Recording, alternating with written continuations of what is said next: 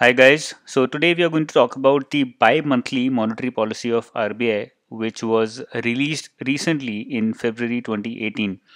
So it's a very important activity which happens regularly in RBI, and we're going to talk about everything related to bi-monthly monetary policy, related to monetary policy, and also related to certain other terms which are connected with monetary policy making of RBI, and which I'm very sure you would have never heard in the past. And because they are being mentioned in the policy, so chances are high that they will be asked or they might be asked in the examination in the future. Not only in the examination but also in the interview, if things that I'm going to discuss are mentioned by you, are provided by you to the panel, I'm very sure that they will be more than impressed by your performance. So we will be having a look at, first of all, what all things are we going to cover, and secondly, after that, we'll move forward and cover them one by one. So let me provide you with all the things that we're going to cover one by one. Let me chalk out the entire plan for this video today first, and then we'll move on and discuss all these things one by one. So please be a little patient, have a look at what all things am I going to mention here to you, and you shall return more knowledge after this particular video. So firstly, we're going to talk about terms. Now, the discussion on terms is for those students who are just starting their preparation or who believe that they don't know enough about the finance or about the banking system of India. Secondly, we'll talk about what exactly is this bi-monthly monetary policy statement. When is it issued? Why is it issued? What is the purpose?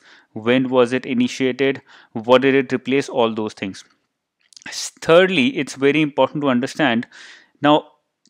Understanding what is bi-monthly monetary policy is not enough. Understanding what is monetary policy is equally important. So what exactly is this monetary policy? That's very important to understand. Now, another term connected with monetary policy is something called as inflation targeting. I'm sure you must have heard or read about it if you're reading the newspapers regularly. So you would be a little, if you're confused about what is inflation targeting, how did it come into play, what is the purpose, what did it replace, all those things are connected with monetary policy, and I'm briefly going to talk about that as well. The most important thing comes here, which is called as WACR, weighted average call rate. Now this is something that is normally not taught, normally left out, and after a long time it has been mentioned in the monetary policy. Therefore it's important that we cover this as well. Next we'll talk about the difference between WACR and policy rate. Now what exactly is policy rate? We will cover that in monetary policy. After we have covered that, we'll come back to things related to monetary policy. That will be monetary policy committee. What is monetary policy committee? And I'm sure a lot of students watching this would not be aware what system or structure was followed before creation or setting up of the monetary policy committee.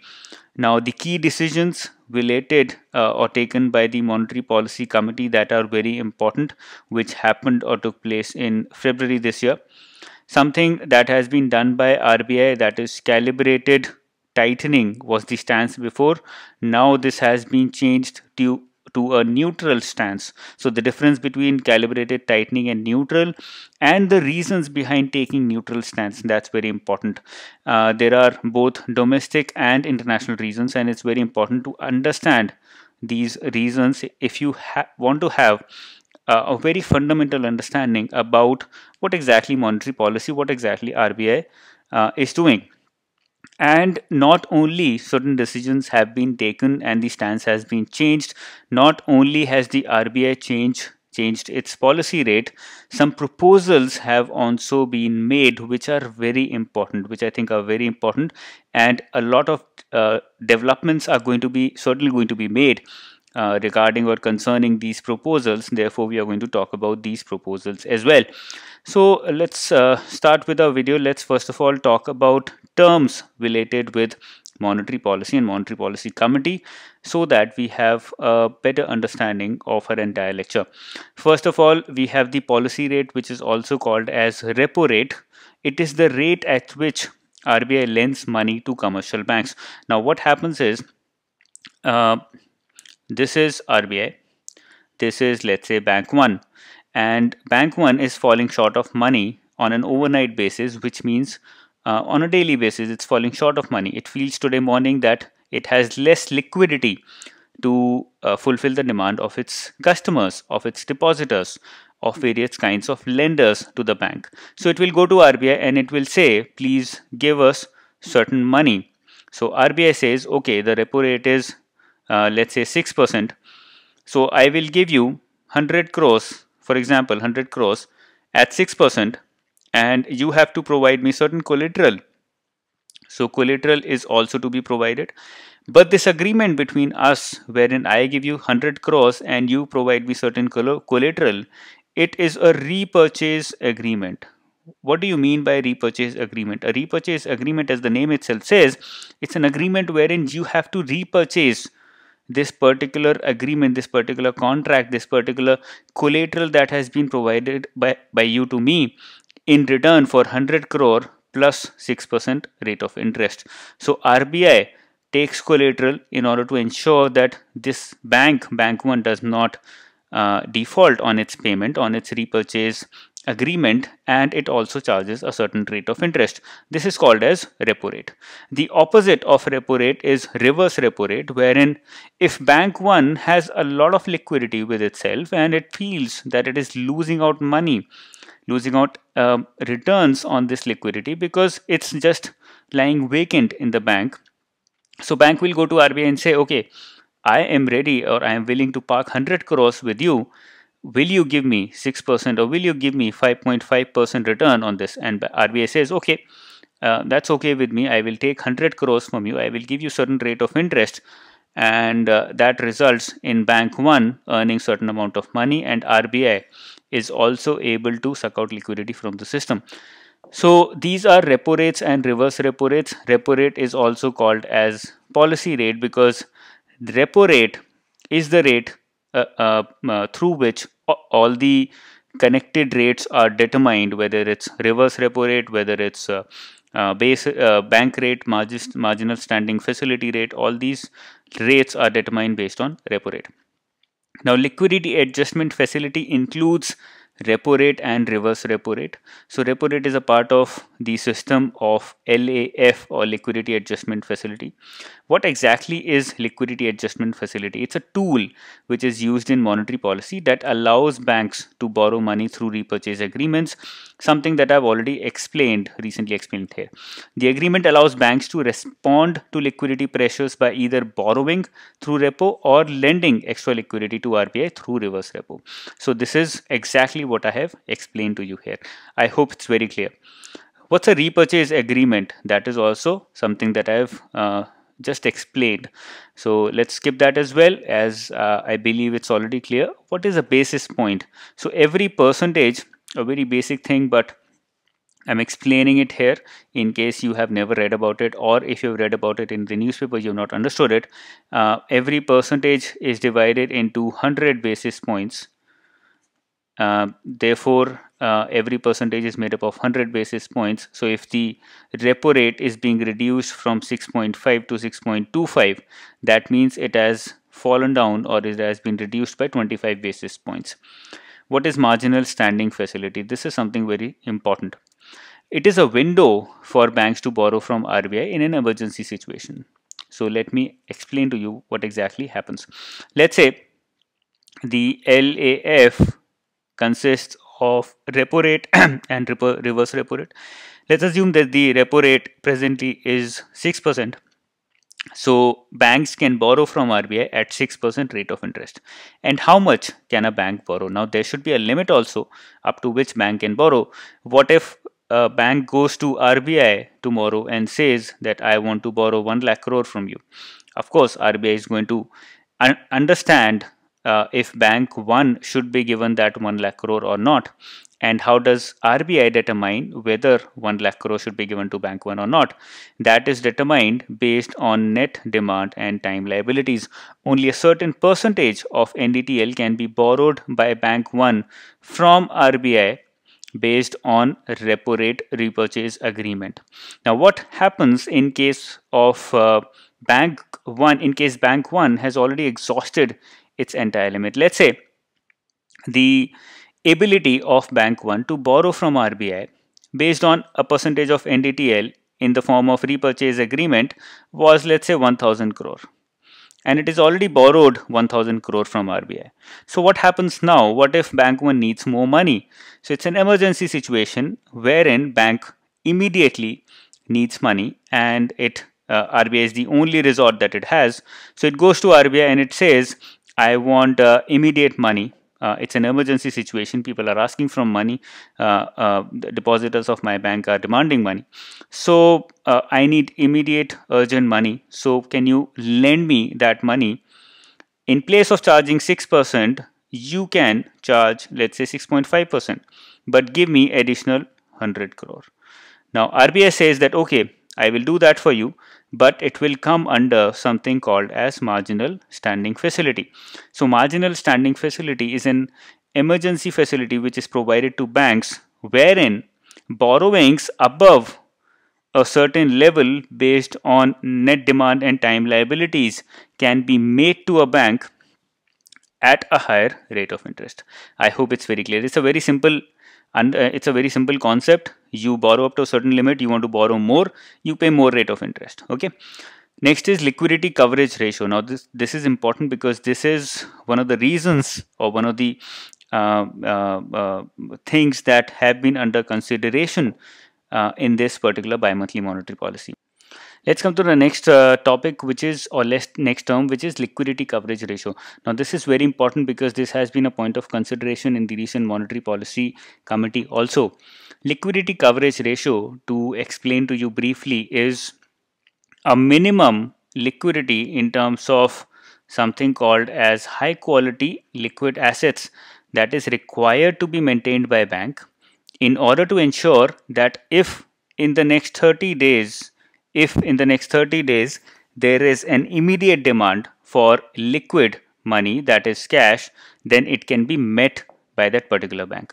Let's say tomorrow suddenly the bank needs 150 crores in order to meet a certain liability, and it does not have liquidity to meet that liability. Then its LCR, we can conclude that the LCR was not up to the mark. So LCR is a buffer, is a safety net that is required to be kept by a bank in the form of high quality liquid assets, that is in the form of cash, in order to ensure that whatever liabilities arise in the next 30 calendar days, that can be easily met. So this is called as liquidity coverage ratio. So we have understood basic terms related with monetary policy committee and monetary policy statement that we are going to talk about now. So the first topic of our discussion, which was terms, is complete. The second one is, what exactly is this bi-monthly monetary policy statement? So in 2014, RBI decided to announce a bi-monthly statement, and the first statement was announced on April 1st, 2014. Before that, monetary policy used to be decided every 45 days, and it was not the monetary policy committee that decided. Another kind of committee used to be formed every 45 days, and it was the one which decided monetary policy rate. We'll be talking about that as well. So since 2014, we have this new method of carrying out bi-monthly monetary policy statements. This was recommended by a panel headed by the then RBI Deputy Governor Ujit Patel, who recommended that the Central Bank Monetary Policy Committee should meet every 2 months in order to review the policy rate. So what is this bi-monthly monetary policy statement? This is a statement which is released every 2 months by RBI, which tells the markets, which tells the bank what monetary policy is RBI going to follow for the next 2 months. Okay, so that is monetary policy statement. Now you must be thinking, what is monetary policy?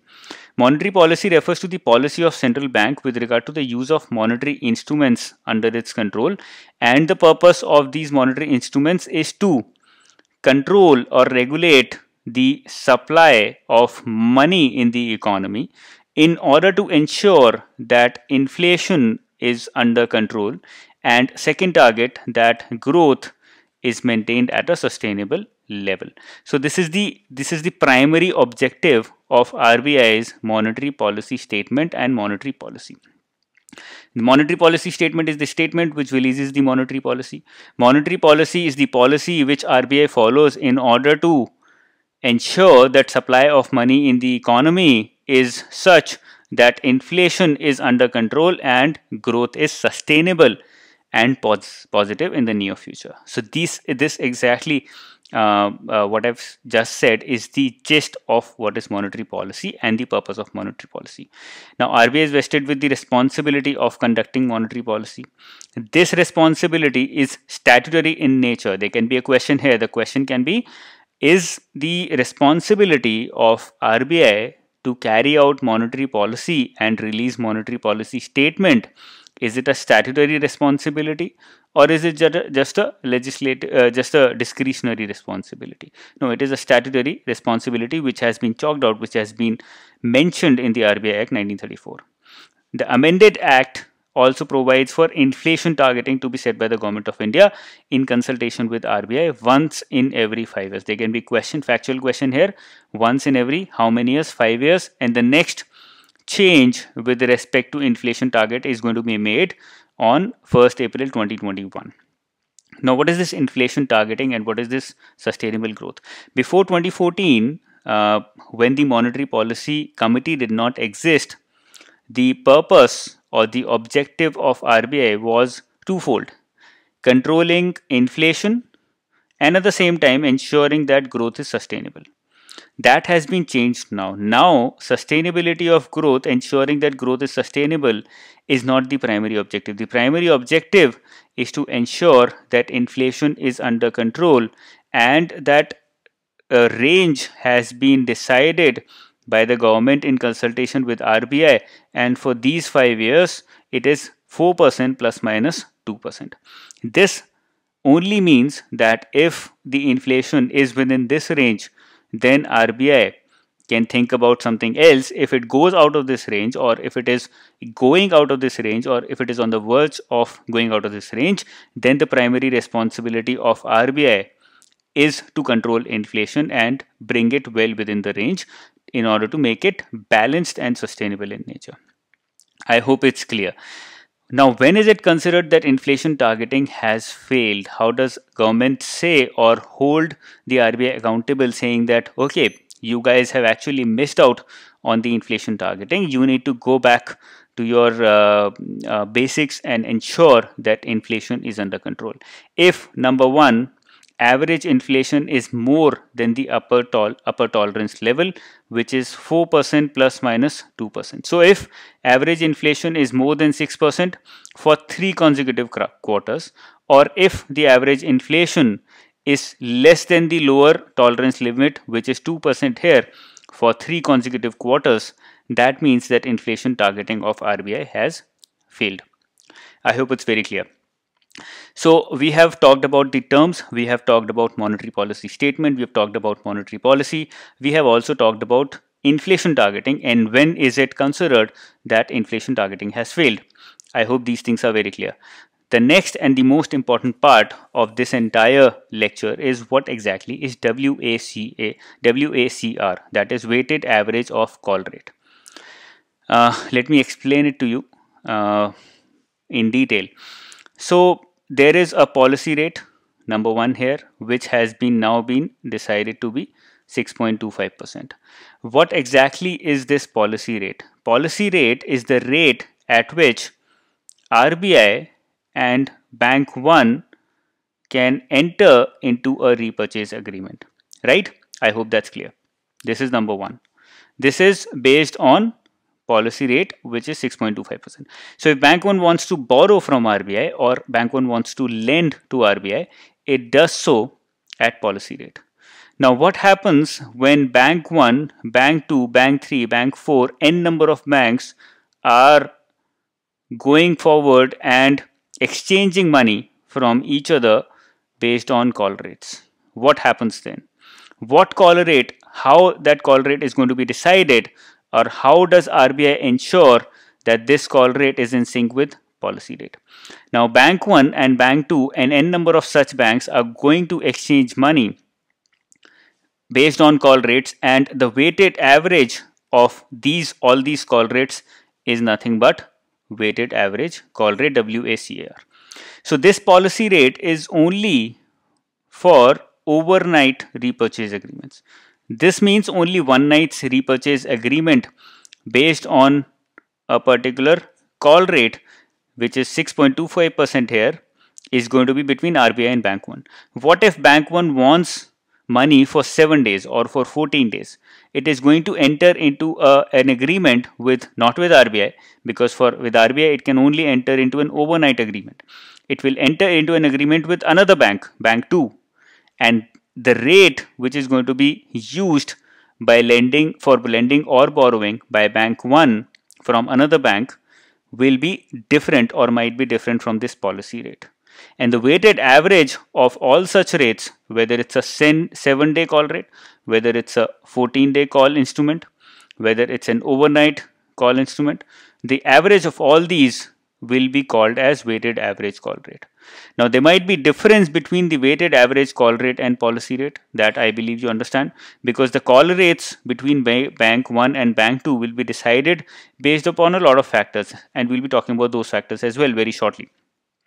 So when there is a difference between weighted average call rate and policy rate, that means that the policy rate decided by RBI might result to be, or might turn out to be, inefficient or ineffective. So the policy of RBI, or the objective of RBI, is to reduce the spread, or in simple terms is to reduce the difference between WACR and policy rate. So the objective of RBI is to ensure that if policy rate is 6.25, then WACR is also 6.25 or as near to 6.25 as possible. So since 2011, fixed overnight repo rate under LAF has been formally announced as the single monetary policy rate, which I explained is the PR or policy rate here, with the weighted average call money rate as the operational target of monetary policy. Operating target of monetary policy means that it is the target of monetary policy to ensure that all the weighted average of all the other rates, whether it's a 7-day rate, whether it's a 14-day rate, all these, the weighted average of all these rates is as near to policy rate as possible. Okay, so that is why it is called as the operating target of RBI. The objective of liquidity management is to align the WACR with the policy rate. I hope it's very clear. The next important point which you must be thinking is how and when can our WACR differ from policy rate?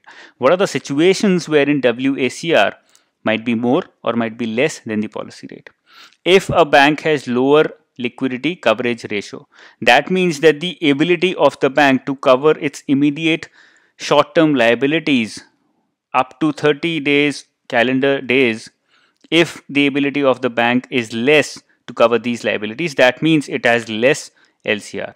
And if it has less or lower LCR, that means the other bank will not be willing to lend to this bank at a lower interest rate. And therefore, the average call rate for this particular bank will go up, which means the weighted average call rate will also go up. So if all the banks or majority of banks in the economy have lower LCR, that means the weighted average call rate is bound to go up. The next is network effect. So if bank 1 has good networks and is preferred over other banks, then it will be able to borrow at a lower rate of interest in the call market. And the third one is connected with LCR only, not another different point. I believe it's the same point. If your LCR is low, then you will be willing to lend at a higher call rate because you don't have that much money in your kitty. If bank 1 has low LCR, that means it is already falling short of liquidity, and it is able to borrow at a higher interest rate, that means it will also be willing, or it will also be able to lend at a higher interest rate only, and therefore the entire call rate in the call market will start going up. So these are the major reasons why WACR can be different, that is higher or lower than the policy rate. Now, having understood the entire WACR, policy rate, inflation targeting, etc., it's important to understand briefly about Monetary Policy Committee. Now, Monetary Policy Committee, you must have read about it. It has been in news for quite some time, set up in 2016. So it is headed by the governor, and it is the one responsible for taking monetary policy decisions every 2 months. It replaced the Technical Advisory Committee. So this is the name of the committee which used to function before Monetary Policy Committee. And in this particular advisory committee, all the members were advisors to the governor. So there was no voting held. There was no democracy in this advisory committee. All the advisors would come together and advise the governor to increase or decrease, or to put a stay on the policy rate, and it was the sole discretion of the governor to either increase or decrease, or keep the policy rate as the same. But that has changed now. Now it's headed by it is through a Monetary Policy Committee, wherein members of or representatives of both the government and RBI come together, and along with the governor, they decide based on a voting method whether policy rate should go up or should go down. What are the decisions in the bi-monthly monetary policy statement which was held in February 2019? Number one, reduce the policy repo rate under LAF to 6.25%.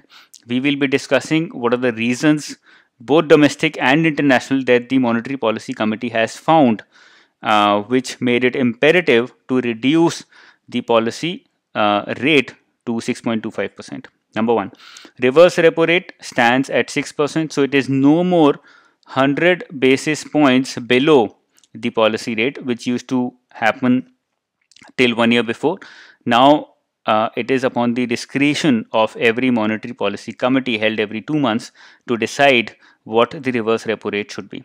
Marginal standing facility rate and bank rate stand at 6.5%. They have not been changed. Monetary Policy Committee decided to change the monetary policy stance from calibrated tightening to neutral. We'll be talking about this also. It's a very important issue.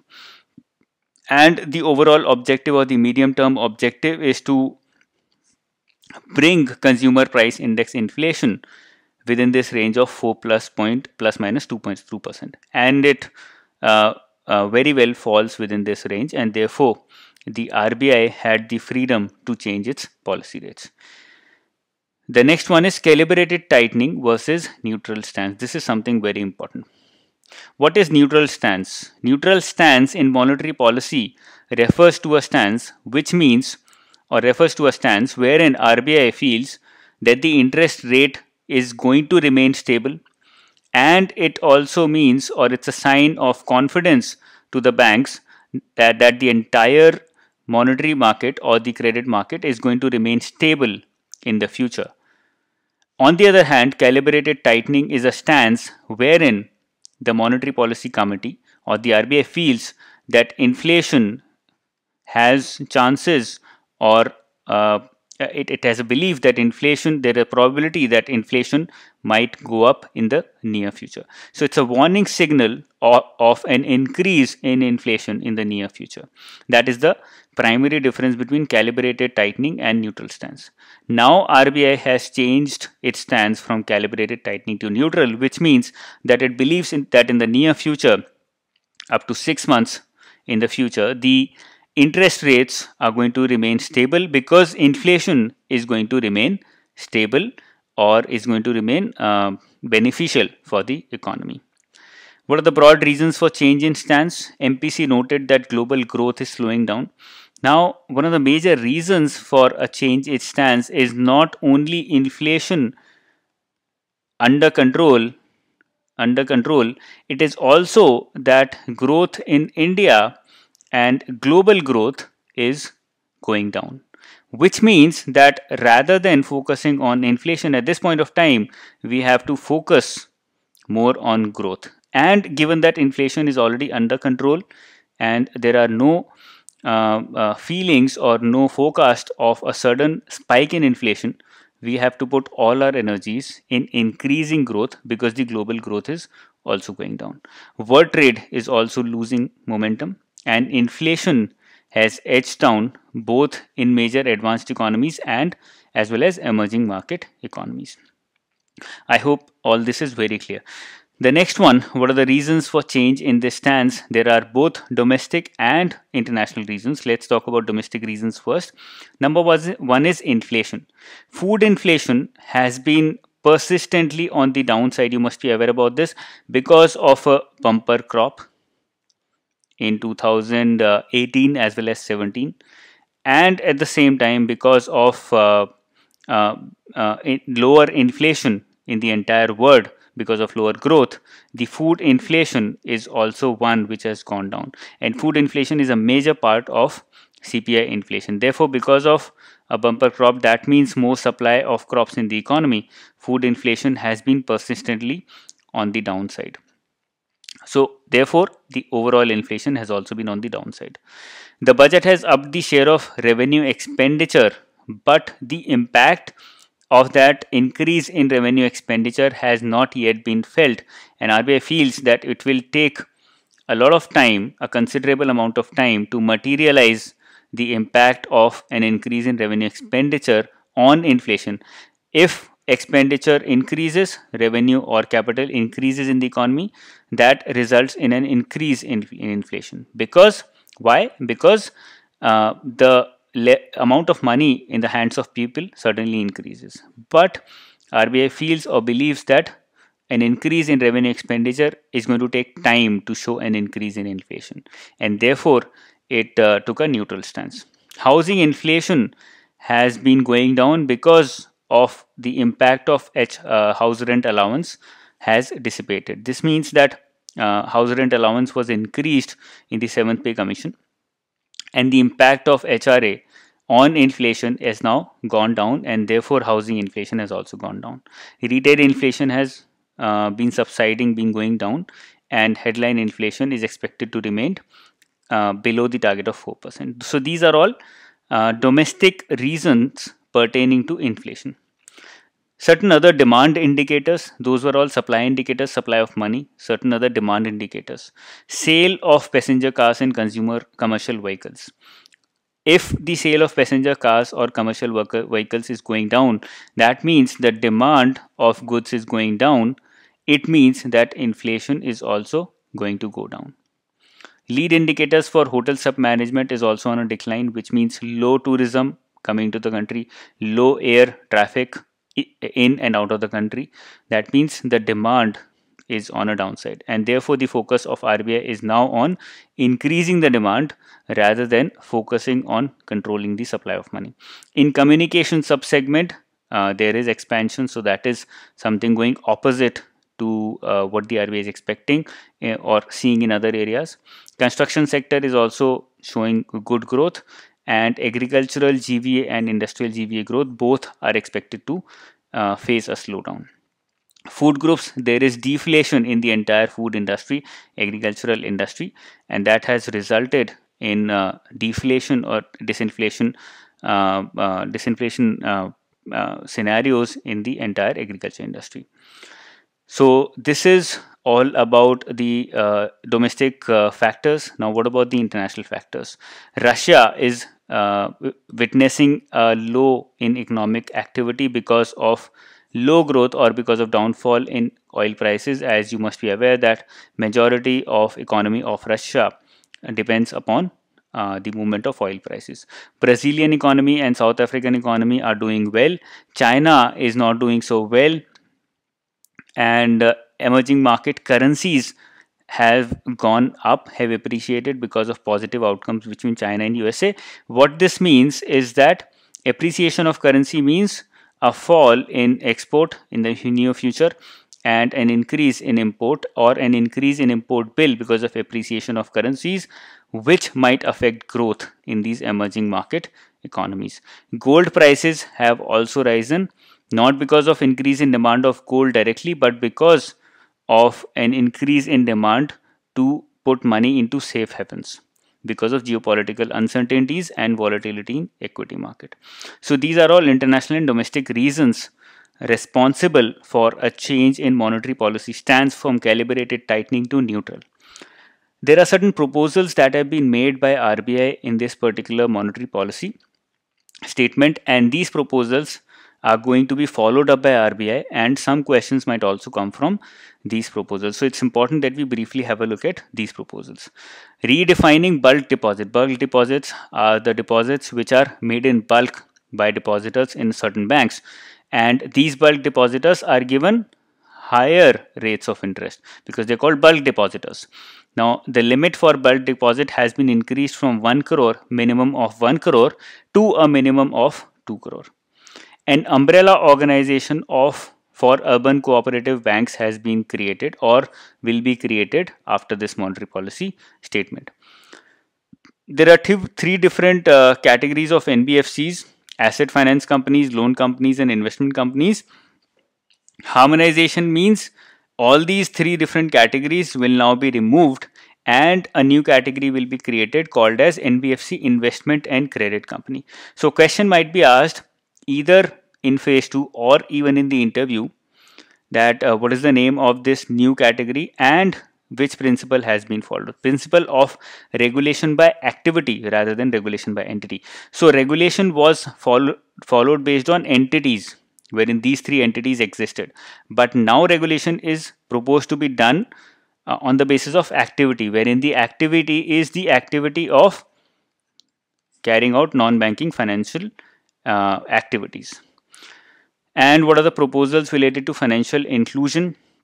The limit of collateral-free agricultural loans has been increased to 1.6 lakh, expected to be asked in phase 1 or even in phase 2 of RBI.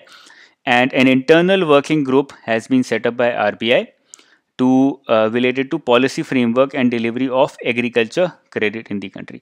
The reason is that agriculture sector has been witnessing deflation for the past 1 year almost, and therefore it's important in order to increase demand in agriculture, in order to increase the performance of agriculture, that credit given to agriculture has to be enhanced. And therefore, keeping that in mind, an internal working group has been created, which is expected to give its recommendations by next monetary policy committee meeting next time, and then we will see what movements are, what steps are taken in order to improve or increase the agriculture credit in the country. So all these were things related with bi-monthly monetary policy statement.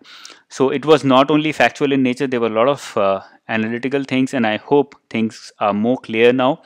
I have tried to explain certain basic things in as little time as possible.